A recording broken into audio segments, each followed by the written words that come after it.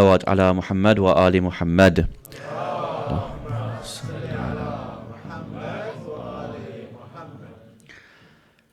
أعوذ بالله من الشيطان الرجيم.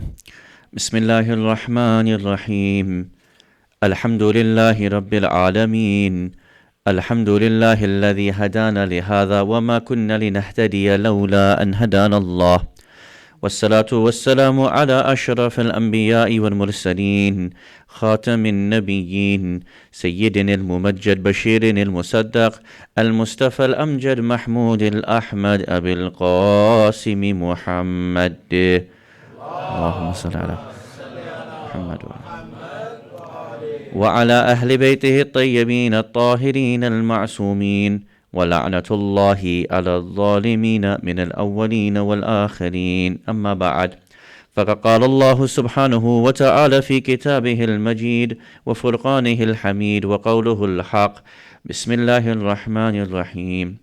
ثم جعلناك على شريعة من الأمر فاتبعها ولا تتبع أهواء الذين لا يعلمون إنهم لن يغنوا عنك من الله شيئا وإن الظالمين بعضهم أولياء بعض والله ولي المتقين. هذا بصائر للناس وهدى ورحمة لقوم يوقنون. آمنا بالله. صدق الله العلي العظيم. صلوا على محمد وآل محمد.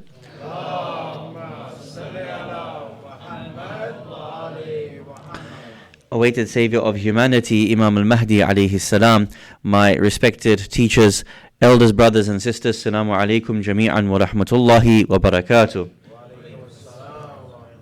Welcome to our sixth night, in which we are looking at our series regarding Islam in Britain and Britain in Islam in this forthcoming decade.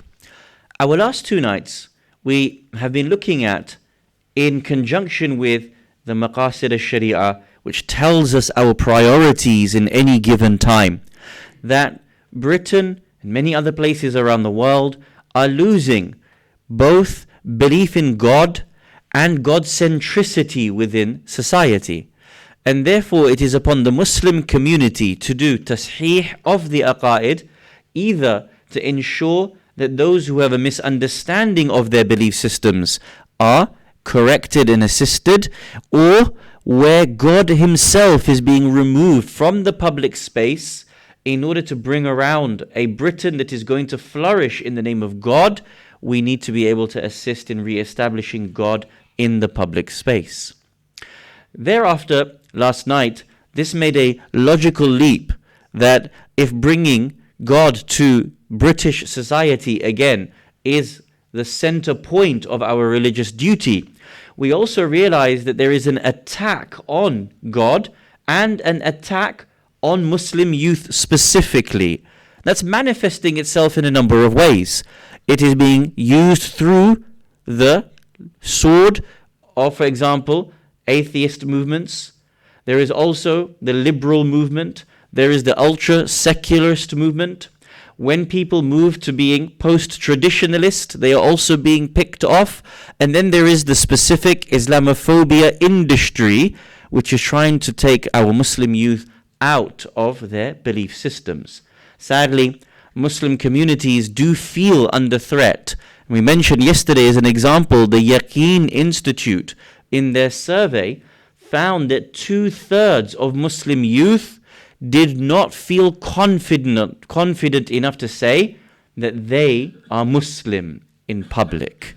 This means that youth are being challenged, and we need to ensure that we're able to bring them the arguments, help them to reaffirm in their hearts the matters of faith in God and in Islam, and particularly with the defense of the Holy Prophet of Islam, Rasulullah Muhammad sallallahu alayhi wa alihi wa sallam. Yesterday's homework was asking, where do we go from here? We were saying that if now we realize that protecting our faith and exporting our faith is the central tool of our challenge for the next decade, what's the next challenge in this series that we want to talk about? Now, if you recall, we mentioned that hadith of the Prophet, peace and blessings be upon his family, in which he says, لا خير في الوطن إلا مع الأمن والسرور. There is no value to living in a place unless there is security, there is that safety, and there is that spiritual happiness, that spiritual satisfaction that is within the heart. Now, in regards to that, it becomes obvious that not only are Muslims at threat in a certain way, but with the rise of both fascism in the world and the ideology of the far right, specifically in Britain, there is not only a threat to the Muslim community, but also all minorities are at threat in Britain. And therefore it means that if we want to ensure we are living in a place which gives us that aman, that gives us that security, the next challenge for us in Britain is understanding why the far right is rising and how we are able to respond properly, not just in terms of things like our akhlaq, but also strategically in terms of ensuring that this phenomenon is once again defeated like it was temporarily defeated some 70 years ago after World War II. Therefore, our topic tonight, inshallah, will be asking this question around understanding the views, the values, the actual movement of the far right, and how we are able to counter that, not only as a Muslim community, but also in terms of bringing other minorities together to fight this battle that needs to be fought so urgently around the world and also in Britain today. Let's take a step back from the discourse around Britain and just for a minute be conscious of the extent of this challenge of the rise of proto-fascism around the world. If, for example, you look across the world, far-right insurgency has once again gripped the political discourse. In Burma, where Muslims are being massacred, when we saw the last couple of years of the Rohingya being massacred, Time magazine actually did a number of stories on this and linked the example of what was going on with those Buddhist monks to being very similar to what happened in Weimar Germany, calling them similar to the rise of the new Hitler. If, for example, we look at what's happening in Brazil, a far-right government has come in. If we look, for example, in India, Modi's government is no different to a far-right government pushing Hindu nationalism. I have been to India twice to recite in Muharram, and speaking to them there is a real concern, especially in the villages where there is less security, where there is less of a strong police force, and we have seen many attacks on the Muslim community taking place. Of course, what's happening in Kashmir at the moment is a great example of the extent of proto-fascism, colonization coming around again, and acting with complete impudence and saying that we will just do what we want. These are examples. Then, of course, if we come to the United States of America, we come to Europe, it is very well known the extent of the far right and how much power that they are gaining in numbers of different countries, be it in Germany, be it in Portugal, be it in Austria, be it in Hungary. Across Europe, the far right has risen, and in some cases, such as in France, we are now seeing that parts of the country, it is 40% of the country are in agreement with far-right politics.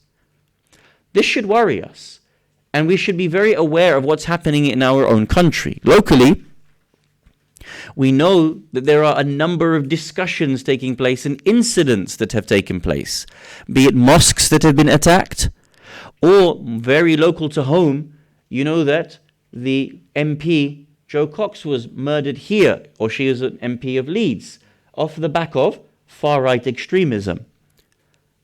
We also know that much of the discussion around Rotherham has been utilized as a means of hitting Muslims over the head with a stick.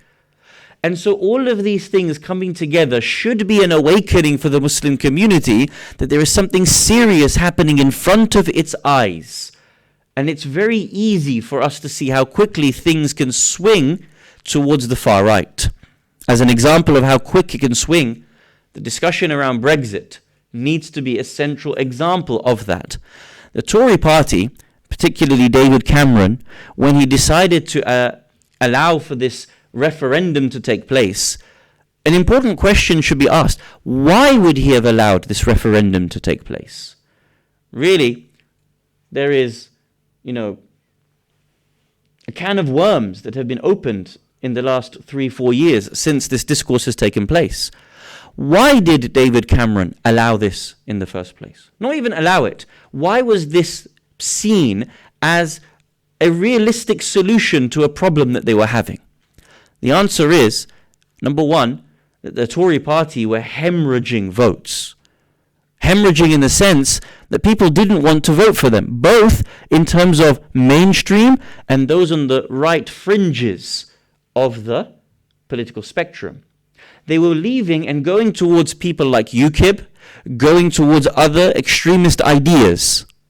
The second was that the demographics are changing. Typically, the Tory party appeals to a certain mindset. Yes, a certain colour, yes, a certain age, but also a certain mindset. And amongst the mindsets would be those who are certain affluent. They want to have their own businesses protected. They want to have their taxes protected. And so even many Muslims vote for the Conservative Party, even though they know how much of a damage it is to society overall, because they want to protect their own interests. So now, when people are leaving because of the demographic changes in this country, younger people, immigrants are coming into this country, and they're not going to vote for that kind of thing, and because much of the electorate is shifting towards the right, David Cameron decided to make a tactical maneuver which said that if I allow a discussion to take place about immigration, if I look like I'm allowing this from the Tory party, maybe we can pull back some of those voters that are going towards the far right, that feel like their solutions are with UKIP. Maybe they will be able to come back to a more centre-right polity.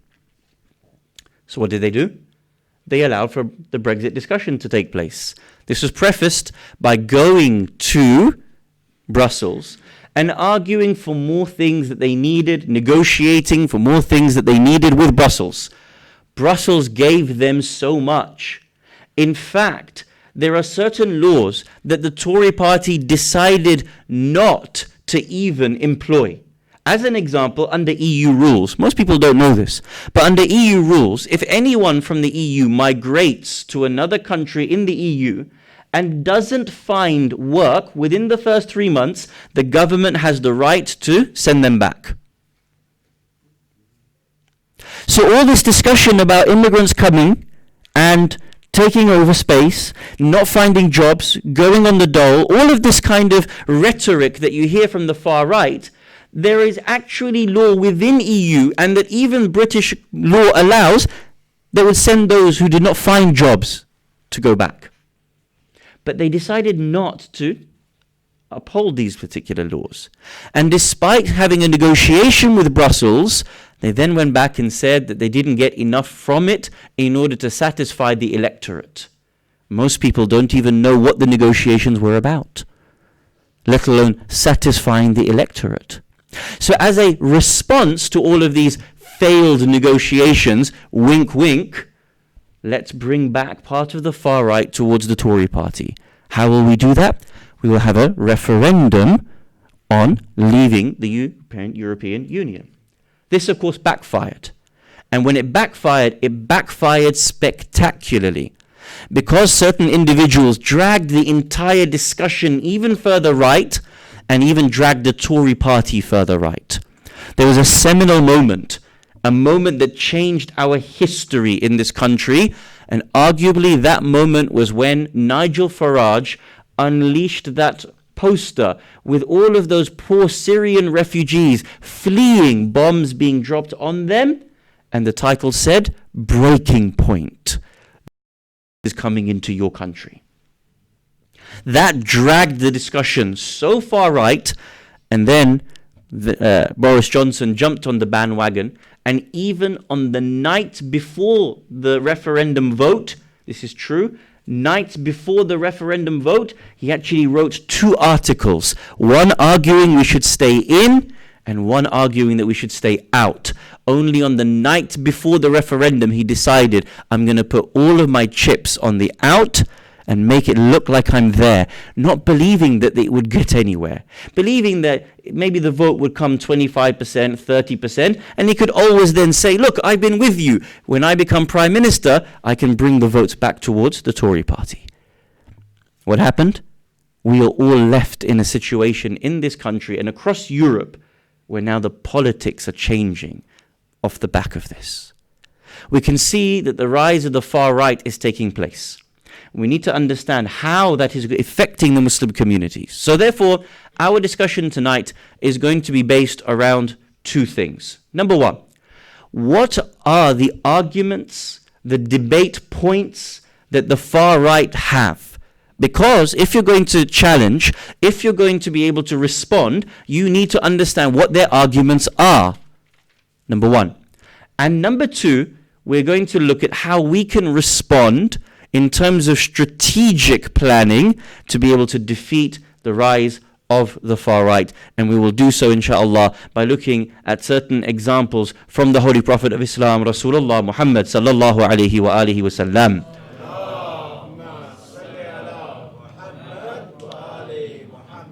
First things first, we need to demonstrate how serious the far right is in terms of affecting the Muslim community and affecting the entirety of the discourse in this country. So I brought with me certain statistics that I want to read out and give you a flavor of what's happening in the country.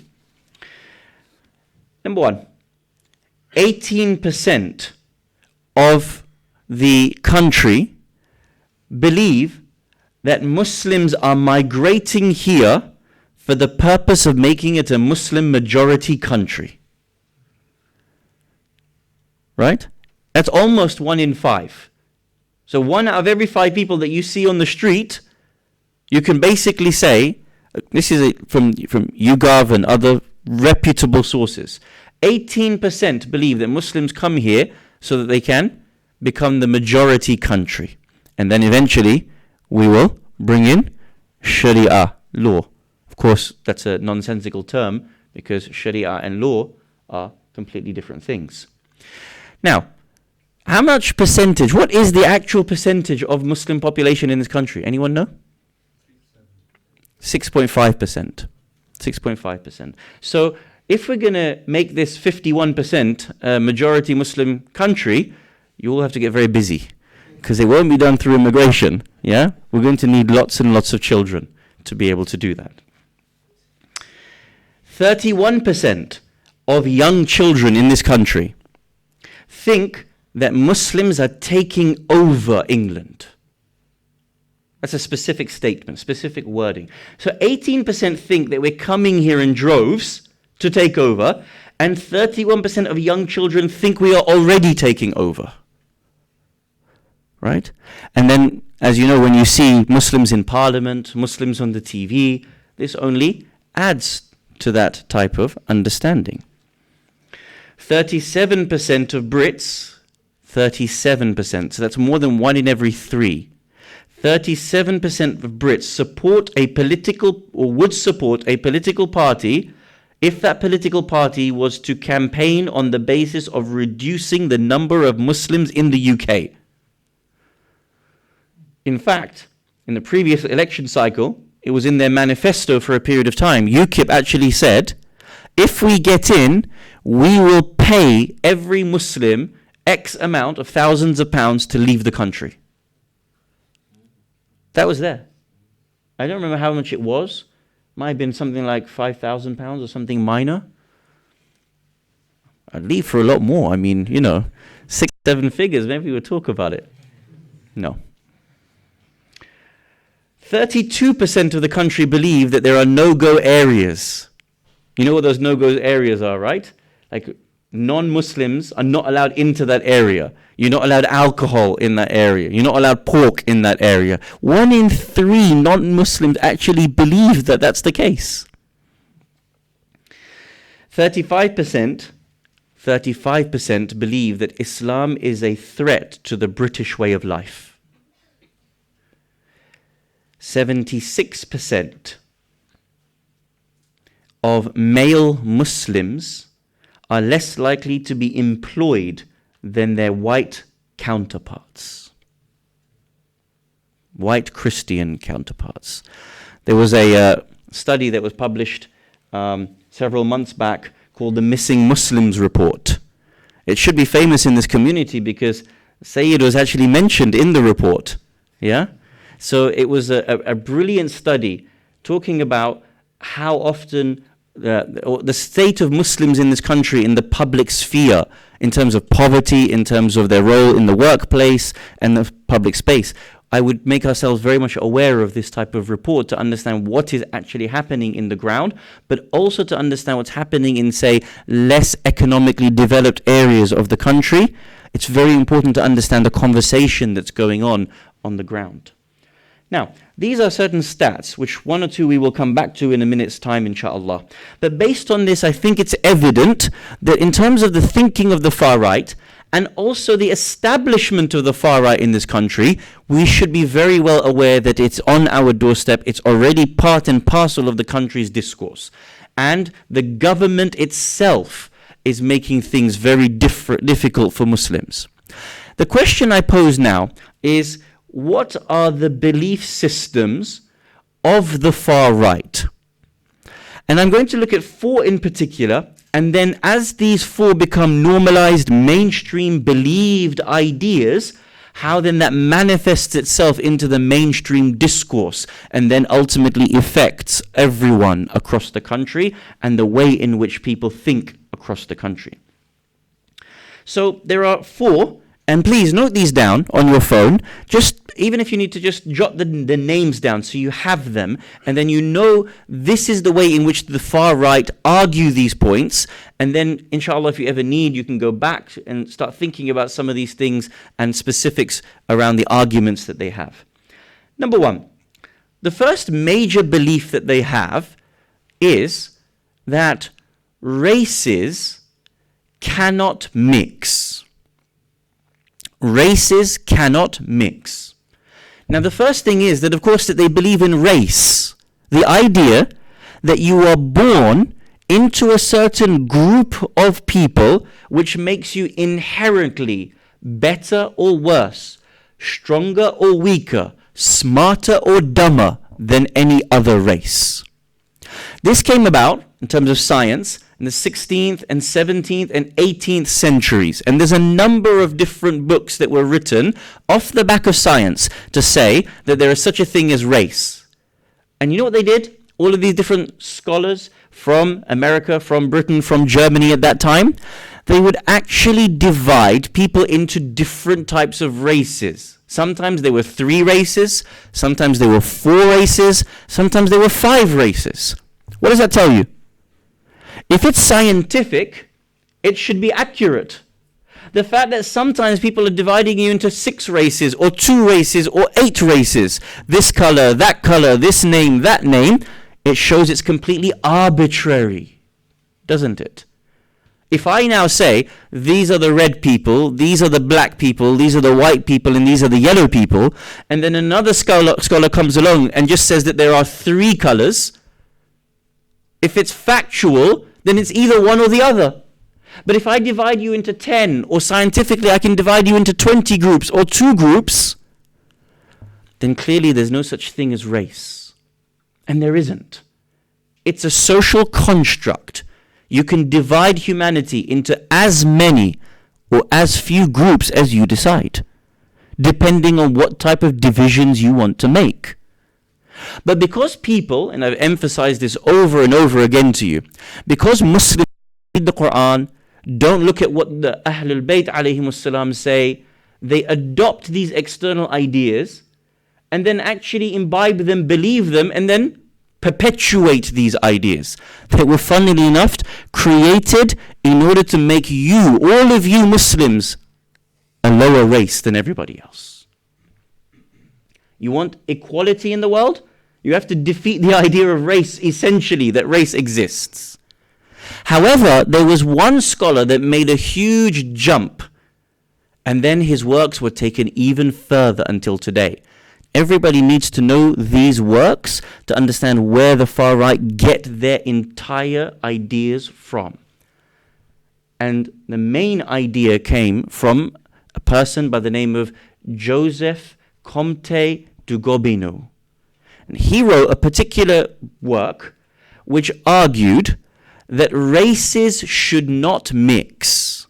Why?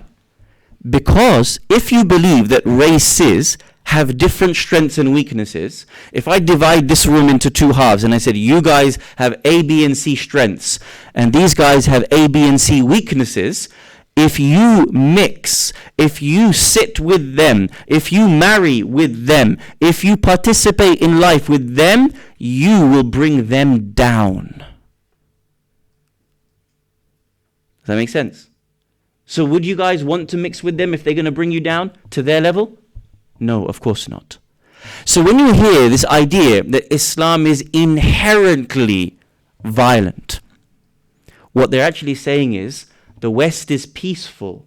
Therefore, if we bring Muslims over, if we allow these Muslimics and their ray guns to come over, then what will happen? We will also become violent. These Muslimics, they're backwards in their thinking. They are oppressive. They are this, they are that. If we allow them to participate in our society, the moment two races mix, it's not that they will pull us up. Well, that was one argument the other night, right? That we're not civilized people. We're not humanized people. We need to be raised. That's one element. The other idea is, no, we will pull the rest of the world down. As you know, social Darwinism took this argument to its nth degree by saying that ultimately those who are the weakest will die out. Those who are the strongest, they will survive. And so, in order for us to continue the survival of our civilization, we can't mix it with their civilization. Let theirs die out, because theirs will die out anyway, because they are violent, because these Muslims kill each other, because they are oppressive to one another. And let us in the West just continue to live and be the perfect race. This is the first argument. Races should not mix, off the basis of the idea that there is such a thing as race. This is the first argument of the far right. The second is the Great Replacement Theory. GRT. Great Replacement Theory. Simply that these poor people over here, all the Muslimics, as we said earlier, they are moving to the West so that they can replace white people. They can marry in, change the genes, convert everybody, and then over a period of time, replace Western civilization with Muslim civilization. Therefore, the argument is, just like in the Crusades, we need to go back and protect Christian civilization and defeat Muslim civilization. What did we say earlier on? 18% of people believe that Muslims are coming to this country so that they can replace white people. And 31% of children believe that that's already happening. This is the second argument of those in the far right. The third is a really interesting one, and I'm going to ask you guys to help me out with this, because I know it can be a little bit taxing to think about the beliefs of the far right. It's not the most fun thing in the world, is it? But let's try to work together on this. Third great argument is that all these different groups and minorities in society, they need to be homogenized. So Muslims have one set of values, whereas there is another thing called British values. Have you heard that? Yeah? So now all of us in this one room, apparently, we have one set of values. And of course, those set of values come off the back of us being a less civilized race. So because we believe in violence, Because we believe in oppression, those are our homogenized values. What do I mean by homogenized? Where we're just grouped together into that particular belief system, and all of our values, irrespective of who you are as an individual or me as an individual, we're all grouped together. And of course, those Muslim values, which are homogenized, are antithetical to the so-called British values. I want to ask you an honest, simple question. Help me to understand this. What are British values?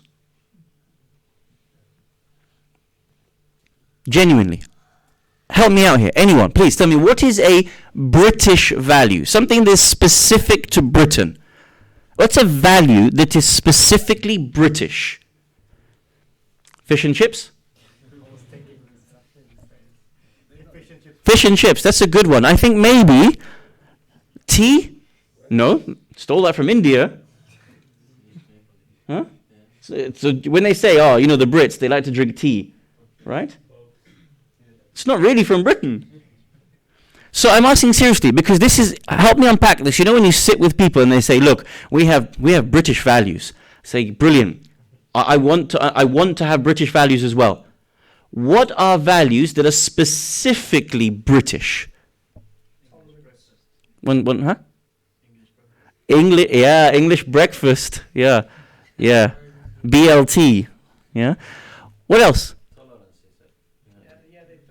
face tolerance around a lot, which. Really? Yeah. So you never heard of the British Empire? How tolerant was that? The British haven't heard of the British Empire. I have. The British haven't heard of the British Empire, but you have. Brilliant. If tolerance is uniquely a British value, then it means no other society has tolerance. Yeah? Do you understand? Because if it's a British value, then it's a value that no one else has. France doesn't have it. Switzerland doesn't have it. Sweden doesn't have it. New Zealand doesn't have it. India doesn't have it. So if you were living somewhere else, you wouldn't be tolerant. But because they are benevolent enough to let you live in this country, mashallah, you now have tolerance. Well done. Can you see that? So what is a British value? Please tell me. I'm being serious. It's a serious question. Democracy. There is no British value really. No such thing. So democracy. Well, where did democracy come from? It came from Greece. Rule of law. Are you saying nowhere else has rule of law? Liberty. Nowhere else has liberty? And mutual respect. So nowhere else has mutual respect? These are four things. These are values that are mentioned in the Quran. These are values that are mentioned in the Enlightenment. They're not specifically British values. Liberty, if you look at the history of the Enlightenment, is actually more a French value. It's in the history, it's actually in the French Constitution, isn't it? It's not in the British Constitution. We don't have that. So when we say British values, it's a misnomer.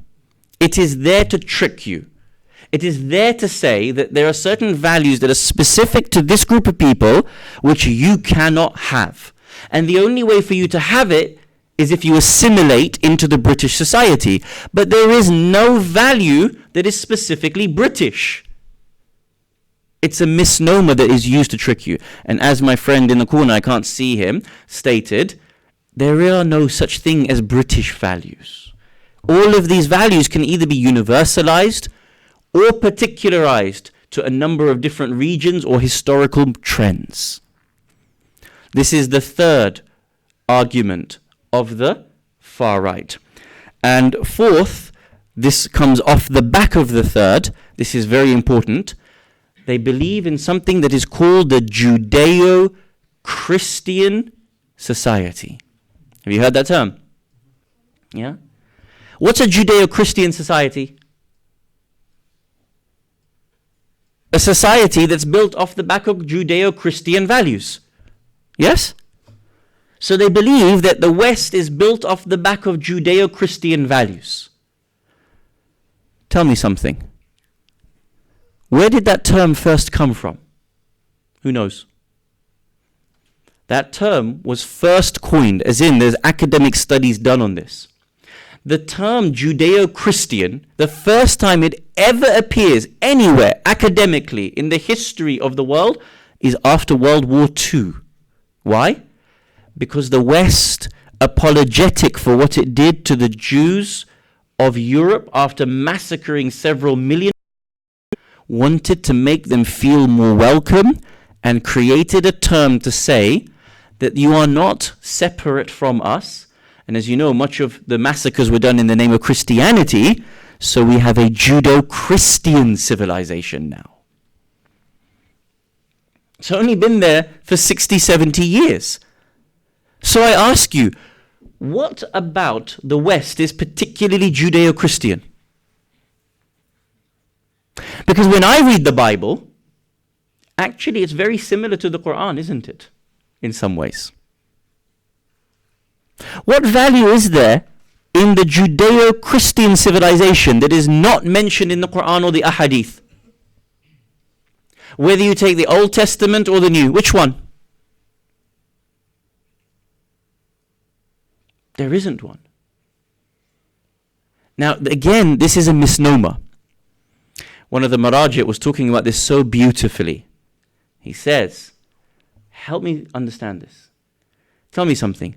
Where was Judaism first established? Which country? Yeah, Palestine. Before that, Egypt. Fair? But Palestine, yes? Where was Christianity first established? Palestine. Tell me, what part of the world is Palestine in? Middle East. Tell me, where was Islam established? Mecca and Medina. Which part of the world is that? Middle East. So why is it that the Muslims feel so otherized in the West when all three of those religions came from exactly the same region? Oh, it's a Judeo-Christian civilization, is it? Brilliant. Which Judeo-Christian value is not there in Islam? Grand Ayatollah Sayyid Muhammad Taqi al-Mudarrisi raised this point and he said, it's all from the Middle East. What do you mean that it's exclusive now to the West? Go and sit in a church. Go and sit in a synagogue. Read the texts. Which one is different? The problem is, otherization is so normal for people. The Holy Prophet of Islam, Rasulullah Muhammad sallallahu alayhi wa alayhi, said so interestingly and beautiful, بدأ الإسلام غريبا وسيعود غريبا طوبى للغرباء.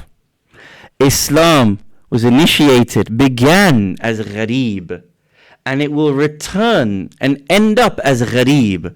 So therefore, congratulations to those who are the ghuraba. Don't worry about it. They tell you you're not welcome here. They tell you it's a completely different civilization, even though none of it makes sense. Don't worry about it. فَطُوبَى لِلْغُرَبَاءِ. Congratulations to those people. Now, as we have seen, we have these four arguments that now end up being proliferated, believed, imbibed, regurgitated. Eventually, people believe it, and then this ends up in the mainstream society such that others get buy into these different sorts of ideas. So therefore, we need to be able to now come to the question of how this gives rise to the issues of populism and how it gives rise to being present in the mainstream. And what I brought with me is a number of important books to be able to show you and to be able to explain some of these points to you.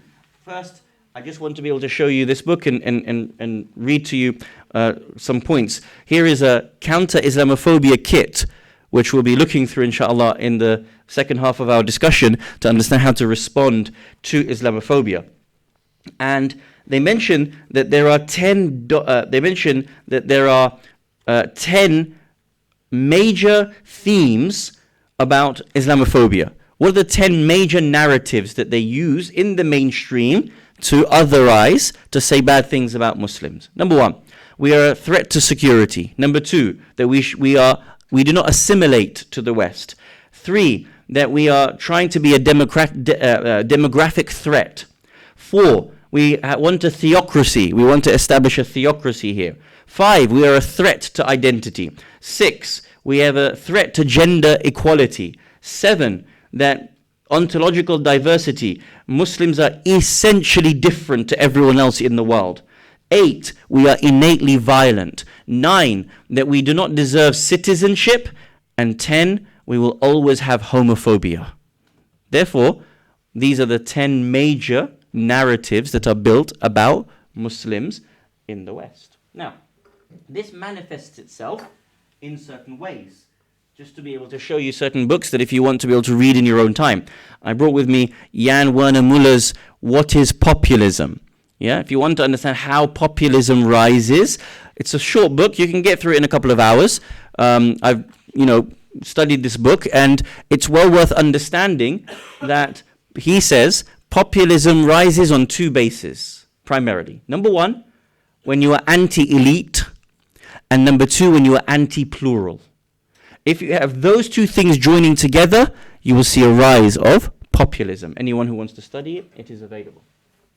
Another really good book is by Matthew D'Ancona called Post-Truth, the New War on Truth and How to Fight Back. And how lies, and this particularly looks at Brexit and particularly Donald Trump's rise, and how media were able to spread lies about Muslims, about immigrants to scare them.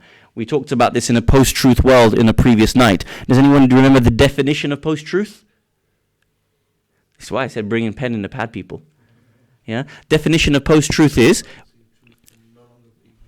Ahsantum, well done to you. Well done to you. That the social currency of believing one another, truth, can no longer be reasonably expected.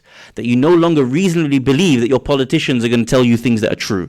You no longer believe that your media is going to tell you things that are true. So these are certain good books to be able to study the realities that are on the ground. Now, just to take this forward and how this manifests itself for the Muslim community, I bring with me the Center for Media Monitoring State of Media Report on Islam and Muslims. This is really interesting, and in a minute I'm going to show you a really interesting headline. So this book looks at, study looks at how Muslims are treated and talked about in the mainstream media. And they use 5 key metrics to measure Islamophobia and the rise of the far right in the mainstream media, right? And they use 5 metrics. Number 1, negative behavior. How Muslims are specifically told that they in particular have negative behaviors. Our values are negative behaviors. That's all we do. We have bad behavior. Number 2, how we are misrepresented in the media. 3, how there's generalizations about us in the media. 4, prominence. How there is a prominence about certain names, certain words, certain terms about us in the media. And number 5, imagery and headlines, and how the imagery and the headline is used to distort the reality of Muslims, and how the far right media do this on a daily basis. Shall I show you one? This one's really fun. Are you ready? Okay, so this is on Twitter. I myself came across this, and I can't see it, so you're going to have to help me read it out. What's the date at the bottom? 29th? July 2019. So we're talking really recently, yeah? This is from the Daily Fail. Oh, sorry, I meant Daily Mail. Or maybe I meant the Daily Hail Hitler. Yeah? Now, this is huh? Oh, sorry, from the Daily Express. Sorry, there's no difference between the two. So now, actually, this is the headline, yes? And then we're going to go into actually what was in the article itself. Can you read someone, just one person, so what is the actual title there? Islamic Caliphate is in rural England, 35,000 to pledge allegiance in mass conversion ceremony. Okay.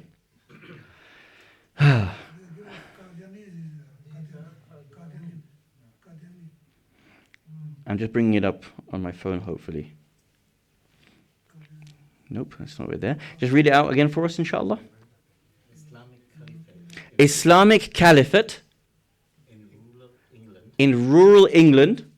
And then it says 35,000 35,000 to pledge allegiance To pledge allegiance in mass conversion. in mass conversion ceremony. Did you guys hear about this mass conversion ceremony? I would like to have been invited to it. I mean, I would love to convert someone. If you convert someone to the faith, I mean, it's Jannah for you, right? Let's take the first two words. What's the first two words? Islamic Caliphate. Now tell me, is the word caliphate a positive word? Yeah? What does it talk about? When you think of caliphate, what do you think of? Daesh. Yes? Right? So immediately you think of the Caliph Abu Bakr al-Baghdadi, for example. Yeah? So that's the starting. Islamic Caliphate in rural England. So what's rural England? What does that give up an image of? Farms. And who tends to live in rural England? White people. Yeah? So the rural part is like, it's farms, it's leafy, sleepy villages, everyone gets their nice life, it's the pub evenings that you get to go to. So the caliphate is descending on rural England, white England. 35,000. How many people? 35,000. That's a lot. That's a lot of Muslimics coming to rural England. Because if you're a village of 700, 2,000, and 35,000 of these crazies are coming along, you're really outnumbered, aren't you? To pledge allegiance. To pledge allegiance. Bay'ah. Right? They're coming to pledge allegiance to the caliphate. In mass conversion. In mass conversion ceremony. What does a ceremony sound like? What does the word ceremony make you think of here? Yeah, but if you're already thinking on the lines of the whole context of the statement, when you get like Scientology and, like these crazy people, there's a ceremony to convert.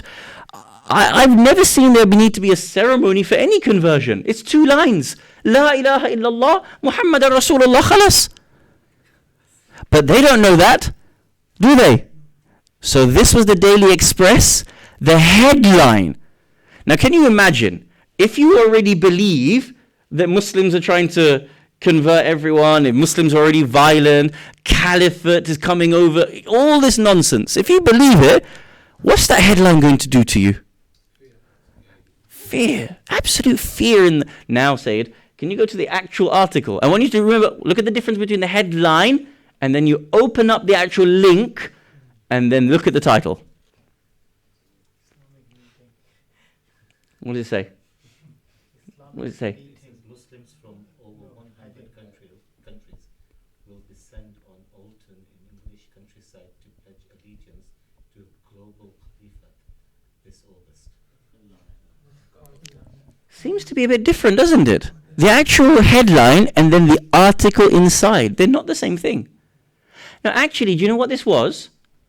This was the Ahmadi community who most Muslims don't consider to be Muslim. This was the Ahmadi community having their own conference where Ahmadis from around the world were invited to a conference to speak about Islam. So yes, maybe 35,000 did come, but there was no conversion ceremony and they weren't descending and they weren't ceremonializing all of this stuff. There was 35,000 Ahmadis that came for a weekend and had a little conference. Now, most people aren't going to open the article, read it, go onto Wikipedia and ask, well, who are the Ahmadi community? Let me try to understand them. All they're going to see is the title. Caliphate comes to sleepy London, sleepy Britain. You have to understand what's happening in front of your eyes and the way in which these people work. These far-right organizations, there is scaremongering tactics that are being had from all over the place that these individuals are trying to do. Thank you. I think what they've done is that the Imam, or this new guy who's probably come up, they're actually giving him the allegiance. Yeah. As They're probably giving him, the Imam, the allegiance. And as you can see, even the imagery was quite, negative as well. So this is the way in which the media works. much of them, and then people get scaremongered back into the belief systems of those four previous white supremacist arguments. And of course, then it comes out on different places. It comes out into mainstream media, it goes out into Telegram, into 8chan, into Gab, and all these very far right places that they sit on the internet. I have the pleasure of being on a Telegram group of Tommy Robinson News, James Goddard News, and I exaggerate not. Every day there are about 30 messages. Everything is either anti-stories, anti-Islam or anti-immigration. One of the two. Nothing else. Nothing else. And I'll show you it. You open up though, it's just thousands of messages from people sharing scary stories about Muslims and immigrants. This is what they are being fed every single moment of every single day. Now, we have to turn quickly to the topic of the solutions that we have to be able to bring to the far right. And of course, we have to always start with the example of the Holy Prophet of Islam, Rasulullah Muhammad sallallahu alayhi wa alayhi.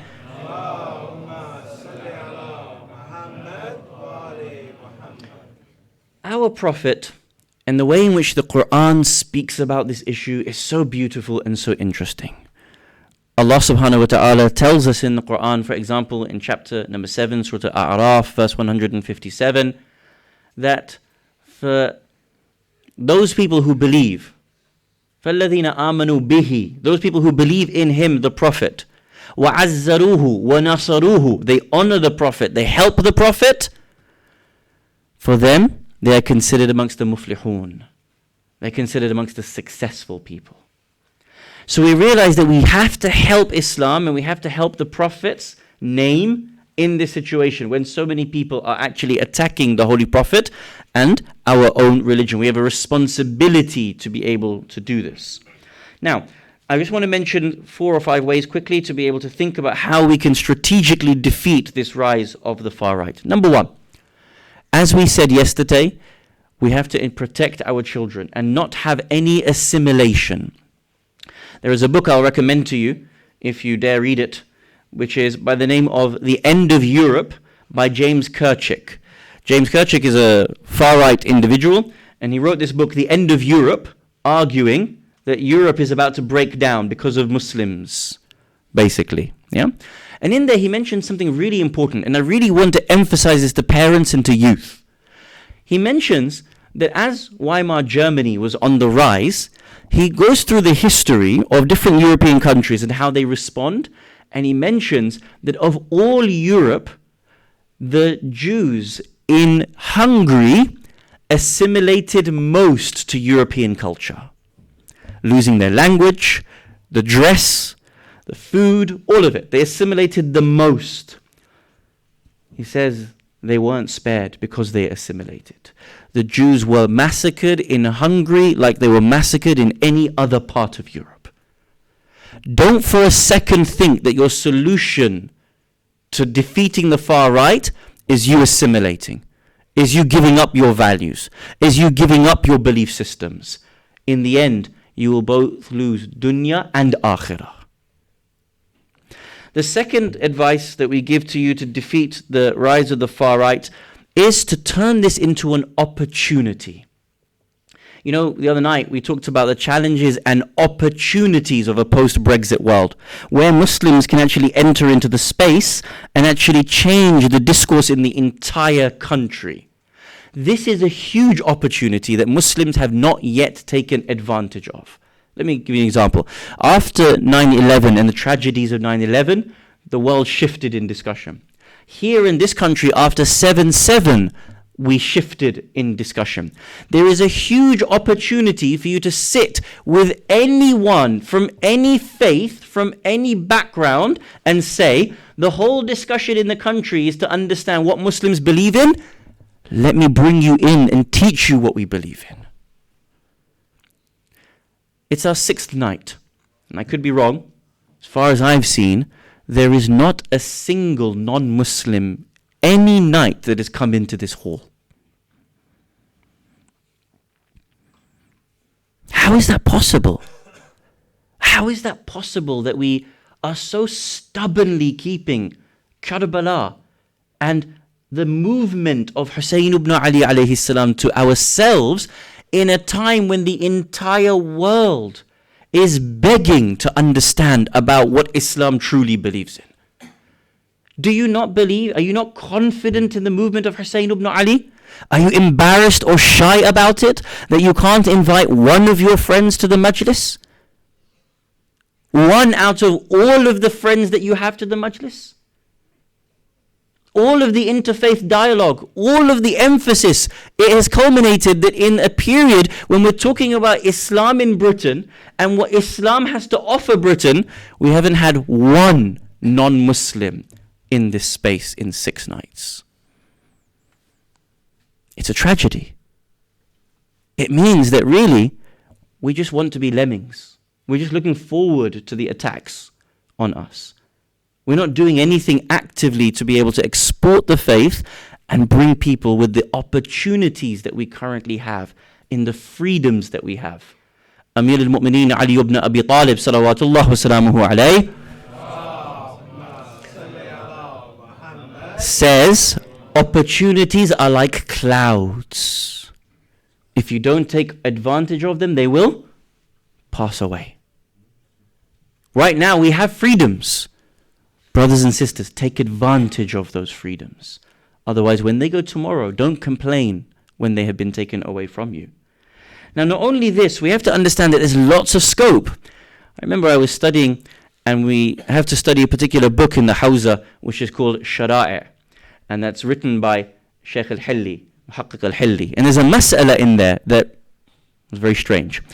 As you're studying this book, the mas'ala he says, rahmatullahi ta'ala alayh, Muhaqqiq al-Hilli says, it is makruh for you to pray if there is a Christian or a Jew in front of you or behind you.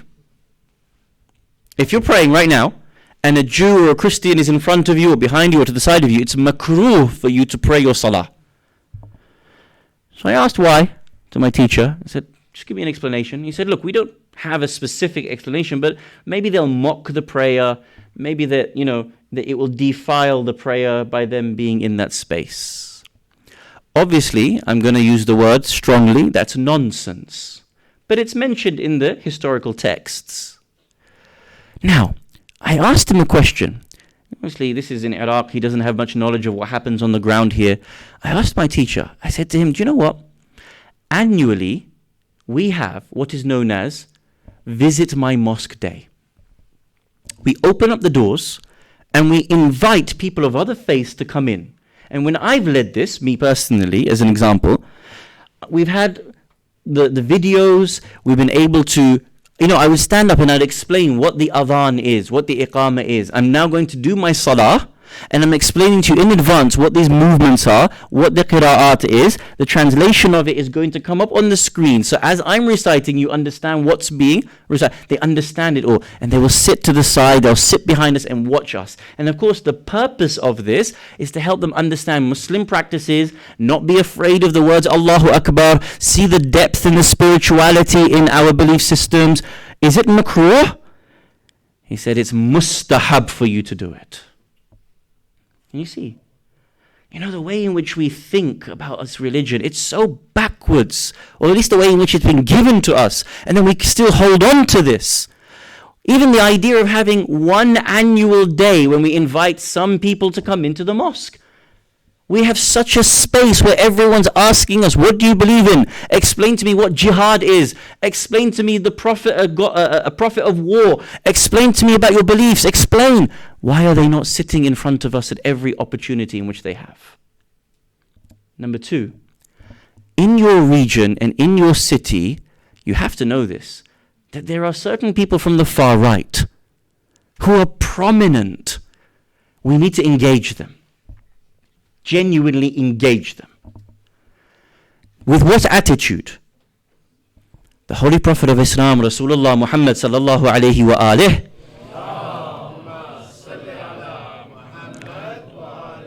loved even his biggest of enemies.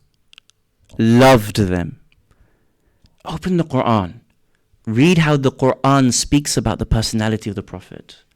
You know what it says? فَلَعَلَّكَ بَاخِعٌ نَفْسَكَ عَلَىٰ آثَارِهِمْ إِن لَمْ يُؤْمِنُوا بِهَذَا الْحَدِيثِ أَسَفًا.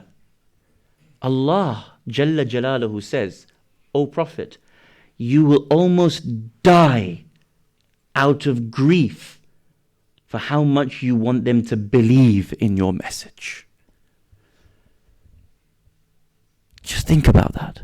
How much the Prophet loved these individuals. They threw feces on him. Yes or no? Yes? They threw feces on him. The Prophet loved them. He almost died out of grief because of how much he loved these individuals.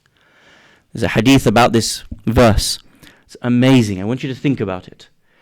The narration says one day the Prophet was given a gift of a red abba, a beautiful thick red cloak. You know, the Prophet, he didn't have much. So for him to be given something expensive, a garment that was going to keep him warm in the winter, it's something that he could have made use of, correct? You know what he did with it? The narration says he walks to the door of his greatest enemy, Abu Jahl, the father of all ignorance. He knocks on the door. Abu Jahl opens the door. Rasulullah says, maybe you and I haven't spoken properly. We haven't got off on the right foot. Maybe you and I need to converse more. In order to do so, I give you this as a gift. Abu Jahl. You know what Abu Jahl did? Slammed the door in the face of the Prophet. فَلَعَلَّكَ بَاخِعٌ نَفْسَكَ عَلَىٰ آثَارِهِمْ. It's almost as if you'll be overcome by grief because of how much you want these people to be guided. You have far-right activists in Leeds, in Yorkshire. You need to be able to bring them into the mosque. We need to be able to converse with them, to show them the beauty of this religion. As an example, in this area, you have an individual by the name of Mark Collett, Collet, and Laura Towler, Towler. They're famous on Twitter, on Facebook. They engage. There are opportunities to bring them in and meet with them. We have to sit with these individuals and export it to them. I remember, I have a recording of it. I can play it to anyone who wishes to be able to hear it. I sent a message to one of my friends from the far right and told him some of the projects that we are doing to help people of white working class backgrounds, which we're going to talk about tomorrow in detail. You know what he responded to me? He said a voice clip. He and his, I believe it's his partner, they said, if you Muslims are working to help the white working class in these ways, you will win the hearts and the minds of the white people of this country. I have it recorded what he said. That's a member of the far right saying that to me. If we don't engage in dialogue, we will not be able to assist them. We also need to genuinely assist them with their concerns. The far right and the white working class communities here are socially and politically often deprived, economically deprived. Such as so many of the Muslims. 45% of all Muslims in this country live in the bottom 10% of all the wards in this country. Half the Muslim country, half the Muslim population is in the lowest economic tenth. We understand the economic pains that you're going through. We want to be able to help. Lady Fatima az-Zahra, salawatullah wa salamuhu alayha, has a hadith where she says, جَعَلَ اللَّهُ الْعَدْلَ تَنْسِيقًا لِلْقُلُوبِ. Allah has made adalat, justice, as a means of the hearts coming together. Amir al-Mu'mineen alayhi salam has a hadith where he says, مَا أُمِّرَةُ الْبُلْدَانِ إِلَّا بِمِثْلِ عَدْلٍ. Communities, countries, nations, they cannot rise unless there is justice between them. The right wing have certain concerns, LGBTQ questions, about their own economic situation. the Muslim community have an opportunity to genuinely engage with them, to be able to help them to understand Islam, and to be able to help them with their own personal and cultural circumstances. Last one, before I conclude, is mentioned in this counter Islamophobia kit.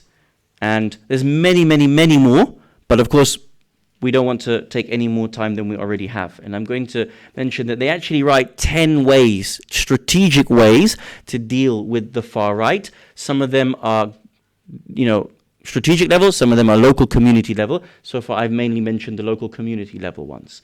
But I want to mention to you one in particular. So when I say this, hopefully I can't be considered as being something extreme, because it's actually produced in a document that is very important.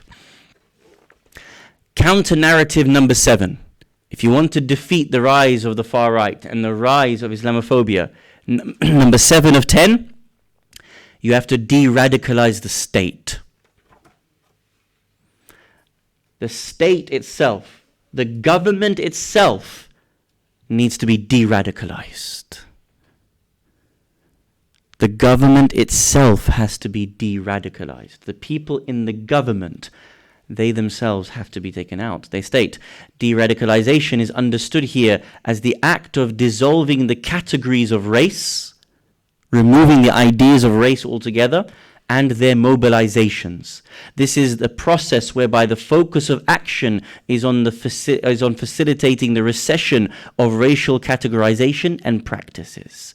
For governments and state institutions, acknowledgement of Islamophobia as a symptom of deeper national structural issues and inadequate responses to racism is the starting point of where we need to go. We need to get the definition of Islamophobia into law, and we need to get Islamophobia itself as a prohibited racist act, and we need the actual government itself to de-radicalize itself. Listen to that. Not the Muslims. All this conversation that the Muslims need to de-radicalize themselves. Of course, we have the challenges, but the state itself needs to de-radicalize. We have this challenge. And all of us should be participating in this movement to help ourselves to overcome the challenge of the far right. I want to show you the example of what Awn and Muhammad had to go through, and the difference between the times in which they lived in and how quickly a group can change from having positive values to shifting like they did on the 10th of Muharram. One of the ahadith about the time of the Prophet and the life in which he led, there's a narration that says that when the Prophet was on one of his battles, there was a moment where 3 of his companions were to fall one after the other. There was a culture in the Arab tribes that when one fell on the battlefield but was not yet dead, there was a safety given to a water boy to be able to run to that individual who was lying injured, and give them water freely. That water boy is not to be attacked. So the narration mentions that 3 of the companions, one after the other, fell. The water boy ran to the first one and offered him this water. The first companion said, "Don't give me the water. Give it to the next one." The water boy ran from the first to the second, and he offered him the water. The second said, "Don't give it to me first. Give it to the third." And he ran to the third, and the third said, "Don't give water to me first. Go back to the first." The narration says, as the water boy ran back towards the first had already parted from this world, thirsty for the sake of the second. As they ran towards the second and offered him water, the second had also died thirsty for the sake of the third. And when they had reached towards the third, that had always died as well.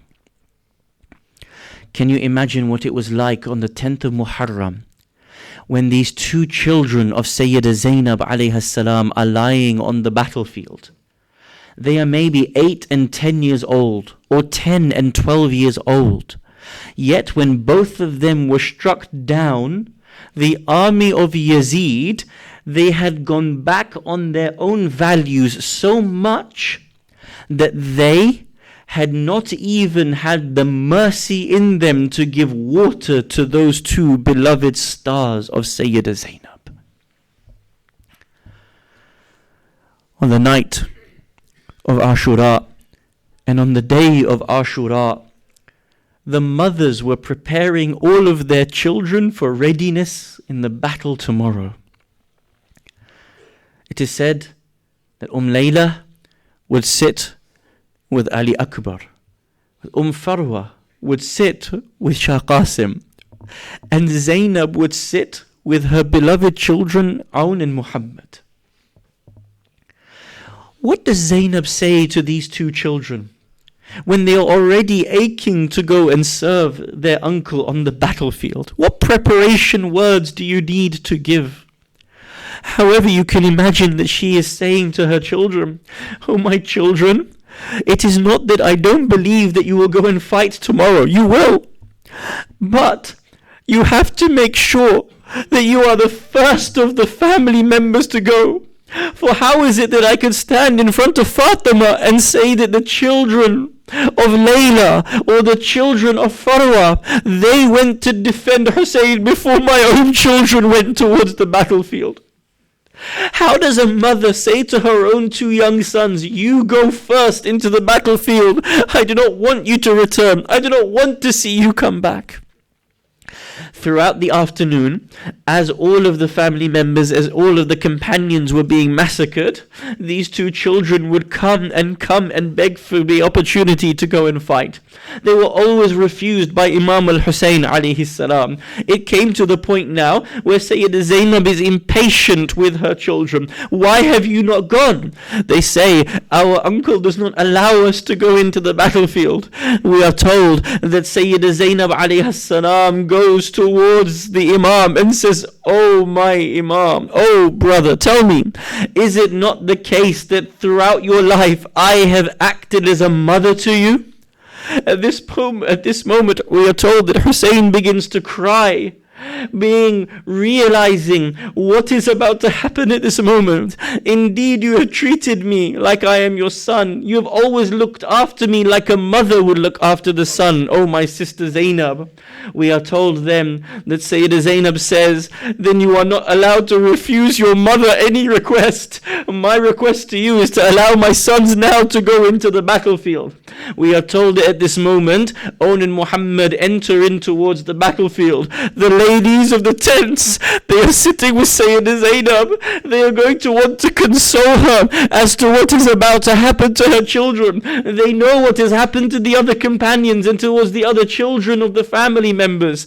At this moment, they go out in towards the battlefield. They both fight. We are told that the way in which they fought was back to back, and this was the way in which they ensured that no one could come towards them. If someone came from one side, they were able to defend their brother.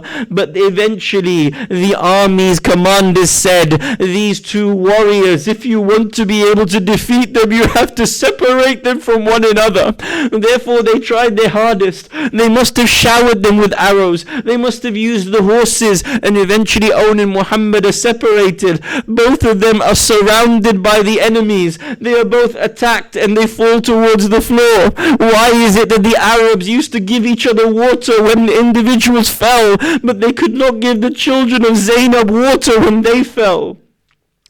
As they were attacked and as they were being killed, we are told that they called out towards their family members. They called out towards Aba Abdullah al-Hussein, "Come to our aid. Assalamu alayka ya Aba Abdullah." You can imagine the scene inside the tents. The ladies must have been shattered, broken at this moment, knowing what is happening to their beloved Aun and Muhammad, being attacked by the spears, being attacked by the swords. Imam al-Hussein alayhi salam comes to find their